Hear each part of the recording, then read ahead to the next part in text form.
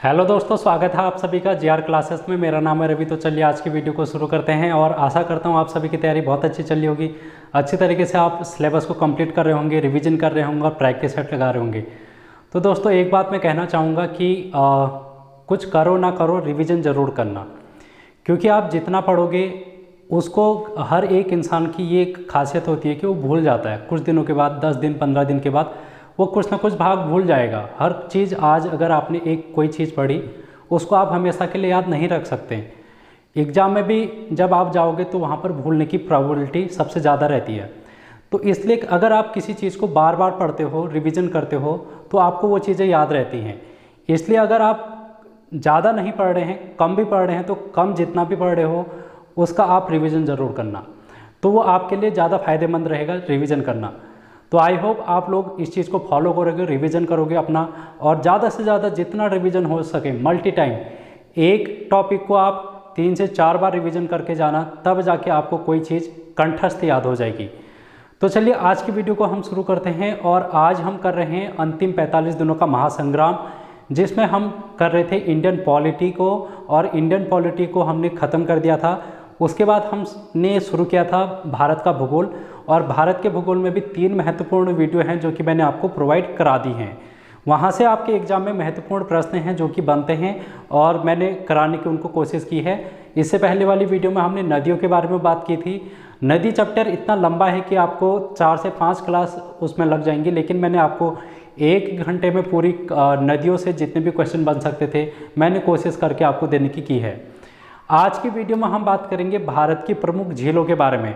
कौन से राज्य में कौन सी झील स्थित है और उनकी क्या खासियत है। यहाँ से भी एक क्वेश्चन आपके एग्जाम में पूछा जाता है यूकेपीएससी में और यूकेएसएससी के द्वारा। अभी तक के एग्जामों में झीलों से भी क्वेश्चन पूछा गया है, तो आज हम उसी चीज़ को हम डिस्कस करने वाले हैं।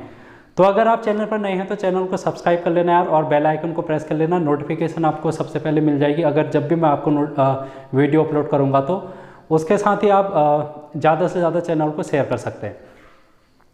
देखो, मैं भूगोल को जो भी पढ़ा रहा हूँ, अभी तक जितने भी हमने टॉपिक पढ़े हैं वो भारत के मैप से पढ़े हैं, मानचित्र को लेकर पढ़े हैं। मानचित्र में हमने सारी चीज़ें देखी हैं।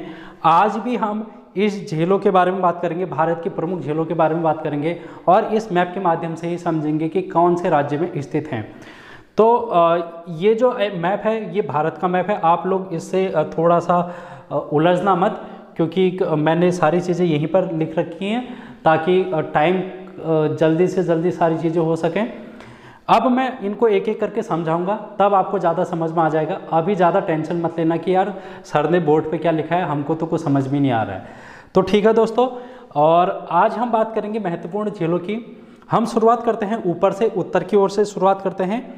और अगर हम बात करें जम्मू एंड कश्मीर की, तो जम्मू एंड कश्मीर कहाँ पर है भाई?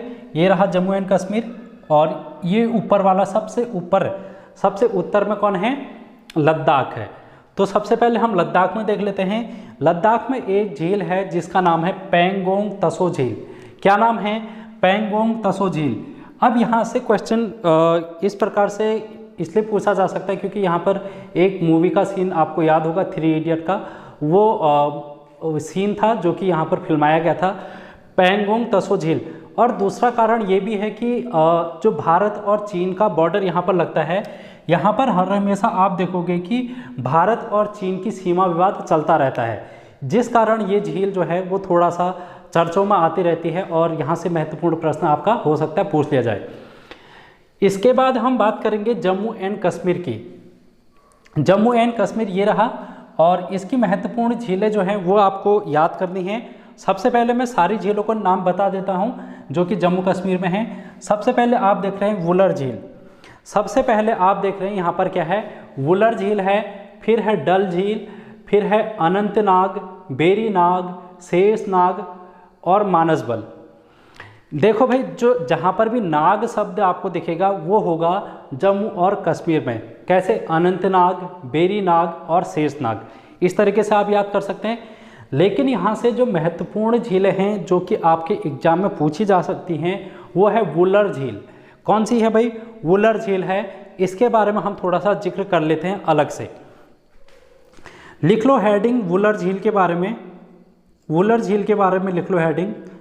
और इसके बारे में हम क्या देखेंगे कि ये भारत की सबसे बड़ी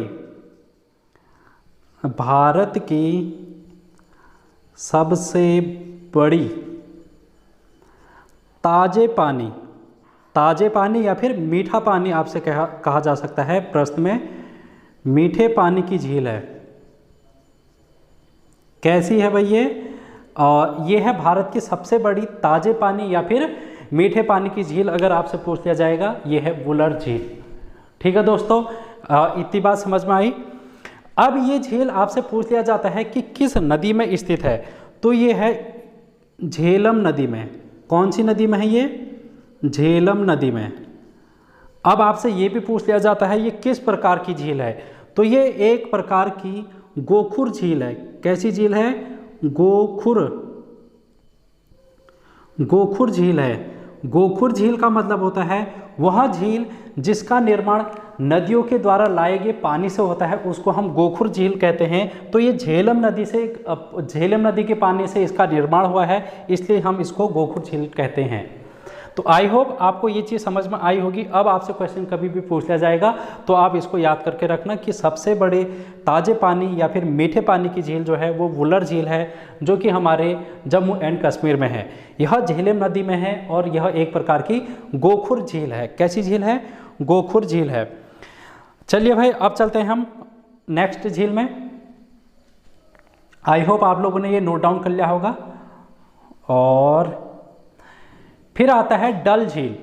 डल झील भी क्या है? एक प्रकार की ताजे पानी की झील है। यहीं पर लिख देता हूं मैं, ताजे पानी की झील है। अब ये छोटा बड़ा कुछ ऐसा इसमें है नहीं, लेकिन बस आपको इतना सा ध्यान में रखना कि ये मीठे पानी की झील है या फिर ताजे पानी की झील है।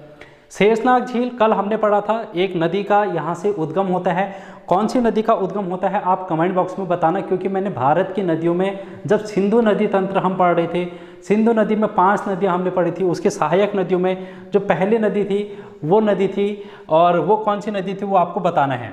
ठीक है, कमेंट बॉक्स में ज़रूर बताना भाई, ताकि मुझे पता चले कि आप लोग सीरियस होकर बिल्कुल अच्छी तरीके से पढ़ाई कर रहे हैं और वीडियोज़ को देख रहे हैं।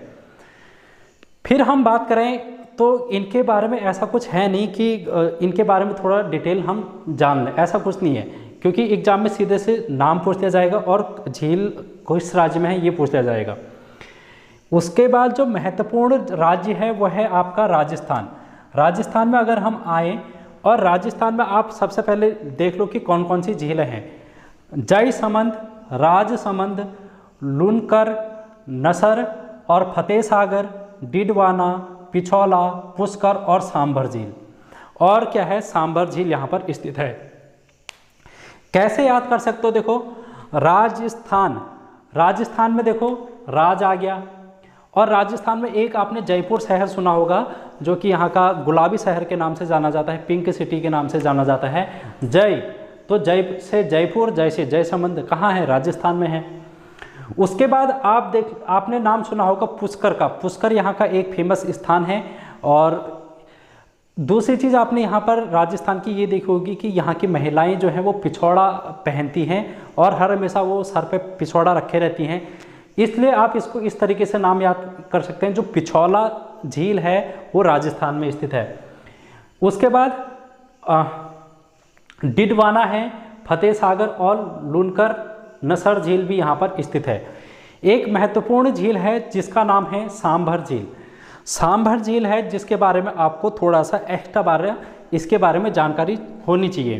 किसके बारे में? सांभर झील के बारे में। अगर यहाँ से क्वेश्चन पूछ लिया जाएगा तो ये किस प्रकार की झील है? ये है खारे पानी की झील। खारे पानी की झील है, पहली बात तो ये है खारे पानी की झील है। और कैसी है ये? सर्वाधिक, यानी कि यहाँ का जो पानी है वो सर्वाधिक खारा है भारत की सभी झीलों में। खारा मतलब जिसमें नमक की मात्रा ज़्यादा होती है। नमक की मात्रा जिस पानी में ज़्यादा होगी वह खारा पानी होगा। और ऐसी झील जो है वो कहाँ पर है? वो है सांभर झील, राजस्थान में। सर्वाधिक खारे पानी की झील जो है वो सांभर झील कही जाती है। या फिर आपसे ये भी पूछ लिया जाएगा कि मुख्य भूमि के, भारत के मुख्य भूमि की खारे पानी की सबसे बड़ी झील कौन सी है, तो वो आपको सांभर झील कहना पड़ेगा। मुख्य भूमि का, ये शब्द पे आप गौर फरमाना भाई, मुख्य भूमि हो गया और सर्वाधिक खारा हो गया, ठीक है। इन दोनों शब्दों पर आप मेन फोकस रखना, क्योंकि अभी मैं चिल्का झील पढ़ाऊंगा तो वहाँ पर आपको थोड़ा कन्फ्यूजन हो जाएगा। लेकिन अगर आप इन दो शब्दों को ध्यान में रखते हैं, सर्वाधिक खारा और मुख्य भूमि, तो आप इसको आसानी से याद कर सकते हैं। फिर आता है हमारा महाराष्ट्र। महाराष्ट्र में देखो भाई, महाराष्ट्र में है लोनार झील। लोनार और पोवाई झील है, जो कि कहाँ पर है, महाराष्ट्र में है। लोनार झील के बारे में खासियत में बता देता हूँ, क्योंकि पूछा जा सकता है और ये पूछा भी गया है वैसे बहुत बार लोनार झील के बारे में। इसकी खासियत ये है कि इसका निर्माण ज्वालामुखी से हो रखा है। तो भारत की ज्वालामुखी से निर्मित झील जो है उसको लोनार झील के नाम से जानते हैं। ज्वालामुखी से जो निर्मित झील होती हैं उनको क्रेटर झील कहा जाता है। कैसी झील कहा जाता है? जो ज्वालामुखी वाली झील होती हैं उनको क्रेटर झील कहा जाता है। कैसी झील कहा जाता है? क्रेटर झील। क्रेटर झील किसको कहा जाता है? जिनका निर्माण ज्वालामुखी से होता है उनको हम बोलते हैं क्रेटर झील, और वो है महाराष्ट्र की लोनार झील। महाराष्ट्र की लोनार झील। पोवाई झील के बारे में आपको इतना ज़्यादा नहीं पता करना है, सिर्फ नाम याद रखना है कि पोवाई झील जो है वो महाराष्ट्र में स्थित है। अच्छा, आपकी इतनी चीज़ें हो गई। अब हम चलते हैं कर्नाटक में। अब हम चलते हैं कर्नाटक में। मैं इसको साफ कर दे रहा हूँ। अभी मैं ये सांबर झील वाले को साफ नहीं कर रहा हूँ, क्योंकि ये आपके अभी थोड़ा सा चिल्का झील वाले में काम आएगा। कर्नाटक अगर हम बात करें तो बेलांदूर नामक एक झील है जो कि यहाँ पर स्थित है। बेलांदूर झील कहाँ पर है? कर्नाटक में है। फिर हम आते हैं थोड़ा सा और नीचे, और नीचे आता है आपका केरल वाला क्षेत्र। केरल में दो झीलें हैं जो कि आपको ध्यान में रखनी है। एक है वेम्बनाड झील और अष्टमुडी झील। वेम्बनाड और अष्टमुडी झील से महत्वपूर्ण प्रश्न बार बार आपसे पूछे जाते हैं, इसलिए इनको आप इम्पोर्टेंट झील के रूप में लिख लेना। और ये झील इसलिए भी इम्पोर्टेंट है क्योंकि ये करंट अफेयर का भी टॉपिक एक है, क्योंकि यहाँ पर जो ये वेम्बनाड झील है, वेम्बनाड झील में क्या है, यहाँ पर नौकाओं का दौड़ होती है। जो ये झील है यहाँ पर विभिन्न प्रकार की नौकाएं होती हैं, उनमें यहाँ पर रेस की जाती है नौका की, ठीक है। जैसे कि ओणम फेस्टिवल है केरल में मनाया जाता है, उस समय यहाँ पर नौका दौड़ होती है। तो इसलिए आपको ये झील याद करनी है, वेम्बनाड झील। वेम्बनाड झील में एक द्वीप है जिसका नाम है वेलिंगटन द्वीप। क्या नाम है इसका? वेलिंगटन द्वीप। वेलिंगटन। महत्वपूर्ण प्रश्न है, वेलिंगटन द्वीप किस झील पर स्थित है? तो ये है वेम्बनाड झील में, और जो कि कहाँ पर है? केरल में स्थित है। इसी झील में जब नौका दौड़ हुई थी, अभी भारत जोड़ो यात्रा राहुल गांधी जी के द्वारा की जा रही है, तो उस समय राहुल गांधी ने भी वहाँ पर भाग लिया था। इसलिए ये टॉपिक करंट अफेयर का भी बन सकता है कि वेम्बनाड झील कहाँ पर स्थित है या फिर वेलिंगटन द्वीप कहाँ पर स्थित है। तो आप इसको ध्यान में रख सकते हैं। अब हम बात करें वेम्बनाड और अष्टमुडी की। ये दोनों जो झील हैं वो लैगून झीलें हैं। कैसी हैं? लैगून झील है। ये भी आपसे पूछा जा सकता है कि वेम्बनाड और अष्टमुडी झील किस प्रकार की झील है भारत की? ये लैगून झील है। लैगून झील का मतलब ये होता है जो समुद्र के तट के किनारे स्थित है। देखो ये रहा, कोई अगर तट है, ये तट है, और इस तट में कोई झील इस प्रकार से है जो कि थोड़ा अंदर की ओर आ रही है, इस प्रकार से। ये थोड़ा भाग इसका समुद्र में है, यहाँ समुद्र है, इस समुद्र में भी इस झील का भाग है, और ये थोड़ा मुख्य भूमि में भी चलेगी इसका ये वाला। तो इस प्रकार यहाँ पर जो झील बनेगी उसको बोलते हैं लैगून झील। और ये दोनों ही वेम्बनाड और अष्टमुडी क्या है? एक प्रकार के लैगून झीलें हैं। ये भी आपको ध्यान में रखना है। तो चलिए भाई, ये होगी हमारी केरल तक की झीलें। अब हम चलते हैं तमिलनाडु की झीलें। अब आपसे एक क्वेश्चन ये भी पूछा जा सकता है कि जो लैगून है इसको स्थानीय भाषा में किस नाम से जाना जाता है? यहाँ पर केरल में इसको कयाल नाम से जाना जाता है। किस नाम से? कयाल नाम से इसको केरल में जाना जाता है लैगून झीलों को। ये भी आपने ध्यान में रखना है। इसको मैं कर रहा हूँ साफ। फिर हम चल रहे हैं, चलो मैं आगे को यहीं पर करा लूँगा। फिर हम आते हैं तमिलनाडु में। तमिलनाडु में है कोडाई कनाल, जो कि आपको याद करना है, बस इसके बारे में इतना ही ध्यान में रखना है, उसके अलावा कुछ यहाँ से जानकारी आपको नहीं रखनी है। कोडाई कनाल से तमिलनाडु, तमिलनाडु के ऊपर हम आ जाते हैं तो ये वाला क्षेत्र आपका आंध्र प्रदेश आ जाता है। और आंध्र प्रदेश में एक महत्वपूर्ण झील है जिसका नाम है पुलिकट झील। ये क्या है? पुलिकट झील है भाई। और ये पुलिकट झील कहाँ पर स्थित है, आपसे क्वेश्चन पूछ लिया जाता है। तो ये देखो मैंने कहाँ पर बना रखा है, ये है तमिलनाडु की सीमा और आंध्र प्रदेश की सीमा, इनके बीच में स्थित है। तो इसलिए मैं लिख दे रहा हूँ पुलिकट झील कहाँ पर है, आंध्र प्रदेश प्लस तमिलनाडु, आंध्र प्रदेश प्लस तमिलनाडु में स्थित है। अब देखो ये भी क्या है, समुद्र के किनारे तट पर स्थित है, तो इसलिए इसको भी क्या कहते हैं, लैगून झील कहते हैं। क्या कहते हैं भाई, इसको भी लैगून झील कहते हैं। लिख दे रहा हूं मैं, एक प्रकार की लैगून झील है, ये भी लैगून झील है भाई ये एक। और किस प्रकार की लैगून झील है ये, खारे पानी की, यानी कि इसका जो नमक होगा, समुद्र के किनारे जो भी झीलें होंगी उनका पानी तो नमकीन होगा ना, इसलिए ये खारे पानी की झील है। किस प्रकार की झील, ये खारे पानी की। पुलिकट झील आपके एग्जाम में पूछा जाता है बहुत बार, तो इसलिए इसको आप इंपॉर्टेंट झील के नाम से अपनी कॉपी में नोट डाउन कर सकते हैं। इसलिए भी ये झील इंपॉर्टेंट है क्योंकि आप देखते हैं जो भारत का इसरो है, इंडियन स्पेस रिसर्च ऑर्गेनाइजेशन, उसका एक प्रक्षेपण केंद्र है। ये क्या है, एक प्रक्षेपण केंद्र है, क्योंकि यहाँ पर इस झील के पास से इस झील के पास में एक है श्रीहरिकोटा। क्या है, श्रीहरिकोटा, यहाँ पर स्थित है श्रीहरिकोटा द्वीप। इस द्वीप से क्या किया जाता है, भारत से जितने भी स्पेस के रॉकेट लॉन्च किए जाते हैं वो यहीं पर से लॉन्च किए जाते हैं, श्रीहरिकोटा द्वीप। सतीश धवन श्रीहरिकोटा द्वीप इसके नाम से इसको जाना जाता है। महत्वपूर्ण प्रश्न है क्योंकि यहाँ से पूछा जाता है। फिर है आपका कोलेरू झील। कोलेरू झील भी आंध्र प्रदेश में है। कोलेरू झील जो है वो आंध्र प्रदेश में है भाई। अब आते हैं चिल्का झील में। अब आते हैं हम चिल्का झील में। तो चिल्का झील एक प्रकार की, यहाँ पर क्या है, तट है, समुद्र का किनारा है, इसलिए यहाँ पर एक तटीय झील है। ये कैसी झील है, तटीय झील है ये। और दूसरी चीज क्या है, तटीय है तो ये खारे पानी की झील होगी, खारे पानी की झील होगी, क्योंकि तट पर है, समुद्र के तट पर है तो खारा पानी होगा यहाँ का। और इसकी क्या खासियत है, इसकी खासियत ये है कि भारत की सबसे बड़ी खारे पानी की झील है ये, सबसे बड़ी खारे पानी की झील है, ये आपको ध्यान में रखना है। ठीक है भाई। अब देखो यहां पर मैंने लिखा है सर्वाधिक खारे पानी की झील, और यहां पर लिखा है सबसे बड़ी खारे पानी की झील है ये। इसका मतलब यह है कि जो चिल्का झील है इसका क्षेत्रफल ज़्यादा है इस सांभर झील से, लेकिन अगर नमकीन जिसमें लवण की मात्रा ज़्यादा होगी, जिसका पानी खारा ज़्यादा होगा, वो होगा सांभर झील।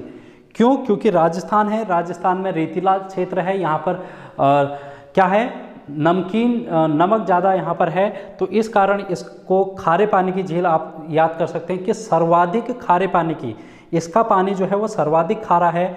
लेकिन अगर चिल्का झील के बारे में बात करेंगे, ये सबसे बड़ी झील है भारत की। भारत की कैसी है, सबसे बड़ी झील है जो कि खारे पानी की झील है। या फिर आपसे ये भी क्वेश्चन पूछ लिया जाएगा, भारत की सबसे बड़ी तटीय झील कौन सी है, तो तटीय झील भी यही होगी चिल्का झील, खारे पानी की झील भी यही होगी चिल्का झील। तो ये है उड़ीसा में। कहाँ पर है ये, उड़ीसा में है, जो कि आपको ध्यान में रखना है, यहाँ से क्वेश्चन पूछ लिया जाता है। इसके अलावा यहाँ से क्या क्वेश्चन पूछ लिया जाता है, चिल्का झील से, ये झील जो है झींगा मछली, एक मछली होती है झींगा मछली, उसके लिए जानी जाती है। यहाँ पर झींगा मछली का उत्पादन ज़्यादा मात्रा में किया जाता है। ठीक है भाई। इतनी चीज़ें हैं जो कि आपको यहाँ पर से ध्यान में रखनी है। अब हम चलते हैं मणिपुर में। मणिपुर में है लोकटक झील। कैसी है झील? लोकटक झील है। और ये किस प्रकार की झील है भाई? देखो, ये झील है ताजे पानी की। ये झील है ताजे पानी की झील है ये। और ये हमारा पूर्वोत्तर भारत है।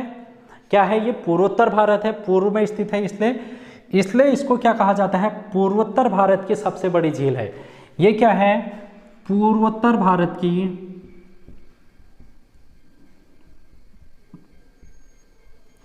सबसे बड़ी झील है। पूर्वोत्तर भारत की सबसे बड़ी झील है लोकटक झील। इसकी एक महत्वपूर्ण खासियत क्या है भाई? यहां पर से देखो, यहां पर एक है नेशनल पार्क, राष्ट्रीय उद्यान है मणिपुर में, लोकटक झील में, और उसका नाम है केबुल लामजाओ। केबुल लामजाओ नेशनल पार्क है जो कि मणिपुर में लोकटक झील में स्थित है। अब ये लोकटक झील के अंदर है तो इसका मतलब ये कैसा नेशनल पार्क होगा? ये तैरता हुआ नेशनल पार्क है। ये कैसा नेशनल पार्क है? तैरता हुआ नेशनल पार्क है। तैरता हुआ, क्योंकि झील के अंतर्गत है तो तैरता हुआ है, इसलिए ये केबुल लामजाओ जो नेशनल पार्क है, ये आपसे बहुत बार क्वेश्चन पूछ लिया जाता है। केबुल लामजाओ जो नेशनल पार्क है वो कहाँ पर है? आप बोलेंगे मणिपुर में है। अगर झील का नाम दे देगा तो झील में बोलोगे कि लोकटक झील के किनारे है। ठीक है भाई, इतनी चीज़ें हैं जो कि यहाँ पर से आपको ध्यान में रखनी है। फिर आपका आता है सिक्किम। ऊपर को अगर हम आए सिक्किम में है सोंगमा झील। कौन सी झील है? सोंगमा झील है। उसके बाद है यहाँ पर हिमाचल प्रदेश। हिमाचल प्रदेश में कौन कौन सी झीलें हैं? देखो, सूरजताल, चंद्रताल और रेणुका झील। रेणुका झील कैसे याद कर सकते हो? हिमाचल मतलब हिमालय, आप इसको याद कर सकते हैं। हिमालय इस प्रकार से याद कर सकते हैं। जब आप कभी बचपन में आपने ड्राइंग की होगी, कला बनाई होगी, तो पहाड़ियाँ बनाई होंगी, पहाड़ियों के पीछे आपने इस प्रकार से सूरज बना दिया होगा। सूरज बना दिया होगा तो आप इस प्रकार से याद कर सकते हैं कि हिमाचल मतलब हिमालय, हिमालय में हम बनाते हैं सूरज, तो सूरज ताल कहाँ पर है? हिमाचल प्रदेश में है। सूरज के साथ साथ चंद्रमा भी याद कर लो, तो चंद्रमा है यहाँ पर। ठीक है, और उसके साथ ही आप रेणुका भी एक नाम याद कर सकते हैं कि रेणुका नाम की लड़की हिमाचल प्रदेश में है। ठीक है, उसके लिए सूरज और तारे तोड़ के लाए जाएंगे। तो इस तरीके से याद कर सकते हैं आप, जो कि आपके लिए एग्जाम में महत्वपूर्ण रहेंगे। तो भाई ये है हमारी महत्वपूर्ण झील। एक झील यहाँ पर आप और देख रहे हैं जो कि बीच में है, तेलंगाना। तेलंगाना में दो नाम सागर हैं, एक है हुसैन सागर और दूसरा है नागार्जुन सागर। अब हम इसको मैं थोड़ा सा साफ कर रहा हूँ और कुछ और चीज़ें हैं जो कि आपको बतानी है, उसको मैं फिर बता के आपको आज की वीडियो को यहीं पर समाप्त करूँगा। देखो भाई,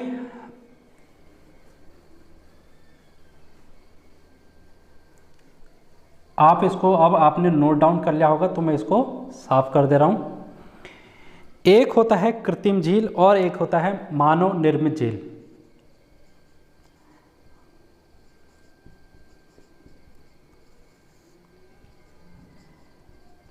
अभी तक जो भी हमने झीलें पढ़ी ये कृत्रिम झीलें हैं, प्राकृतिक झीलें हैं। सॉरी, कैसी झीलें हैं? प्राकृतिक झीलें हैं जो कि पहले से ही अपनी प्रकृति के अनुसार उनकी बनावट है।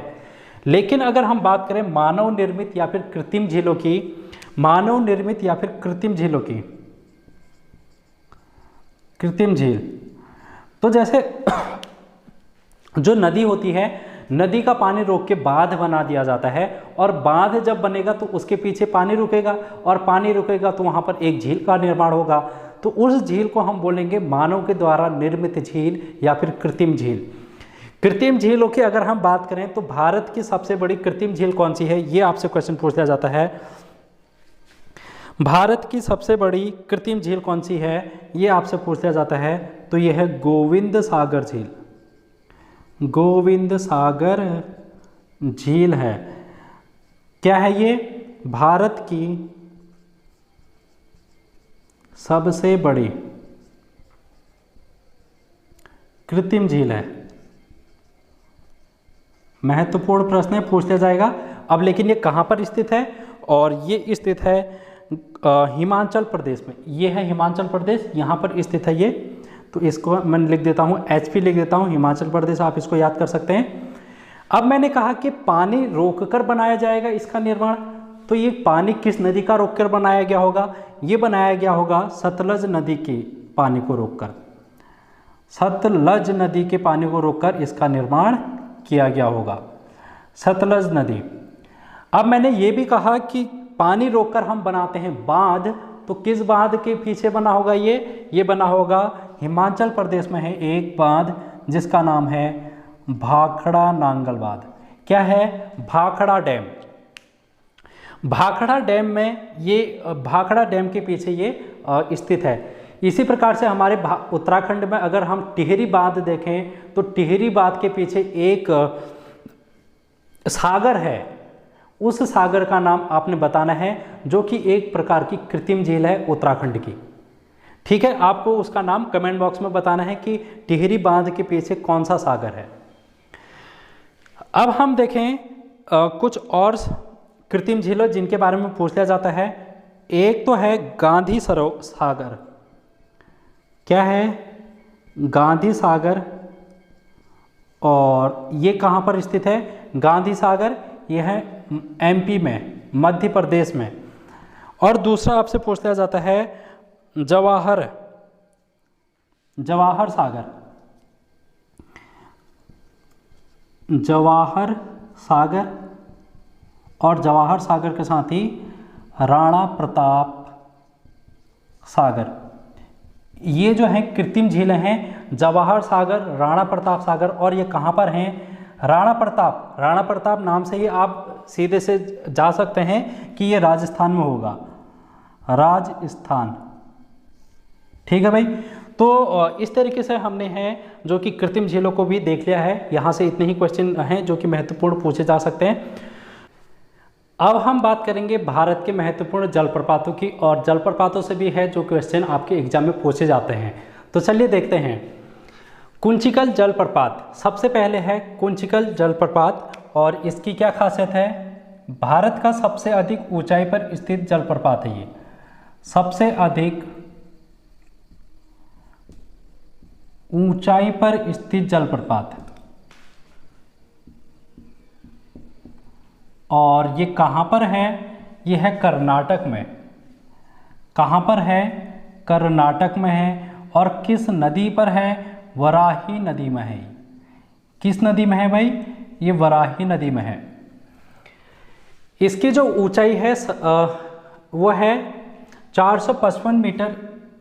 455 मीटर की ऊंचाई पर है ये। 455 मीटर की ऊंचाई पर है, ना कि इसकी ऊंचाई 455 मीटर है। इस बात को आप ध्यान में रखना। जोग, गोरसोपा या फिर महात्मा गांधी जलप्रपात की अगर हम बात करें तो ये है भारत का सबसे ऊंचा जलप्रपात, सबसे ऊंचा जलप्रपात। अब यहाँ पर ऊंचा बोल रहा है तो इसकी हाइट जो होगी वो सबसे अधिक होगी। और वो कितनी होगी? 221 मीटर। 221 मीटर की इसकी हाइट है, जो कि कर्नाटक में स्थित है। कहाँ पर है? कर्नाटक में स्थित है। और किस नदी के किनारे है? तो ये शरावती नदी के किनारे है, शरावती नदी पर। यह है शरावती नदी पर। अब कंफ्यूज मत होना यार यहाँ पर से तुम लोग कि कुंचिकल या फिर गोरसोपा अगर आपसे पूछ लिया जाएगा तो इसमें थोड़ा सा डिफरेंस यही है कि सबसे अधिक ऊंचाई पर, सर्वाधिक ऊंचाई पर ये जलप्रपात है। लेकिन अगर हम जोग जलप्रपात की बात करेंगे, ये सबसे ऊंचा जलप्रपात है, इसकी हाइट ऊंची है। शिव समुद्रम भी आपसे पूछ लिया जाता है और ये है कर्नाटक में। कहाँ पर है? शिव समुद्रम कर्नाटक में है। और किस नदी के किनारे है ये? कावेरी नदी के किनारे है। कावेरी नदी में है भाई ये। अगर धुआंधार जलप्रपात की बात करें तो ये मध्य प्रदेश में है, MP में है और नर्मदा नदी पर स्थित है। नर्मदा नदी MP में। कपिल धारा ये भी एमपी में है और नर्मदा नदी में ही है। ये किस में है? नर्मदा नदी और एमपी में। महत्वपूर्ण प्रश्न है जो कि यहाँ पर से पूछे जा सकते हैं और मैंने ये आपको बताने का प्रयास किया। तो भाई आज की वीडियो में इतना ही, और वीडियो कैसी लगी ज़रूर बताना कमेंट करके। तो थैंक यू सो मच।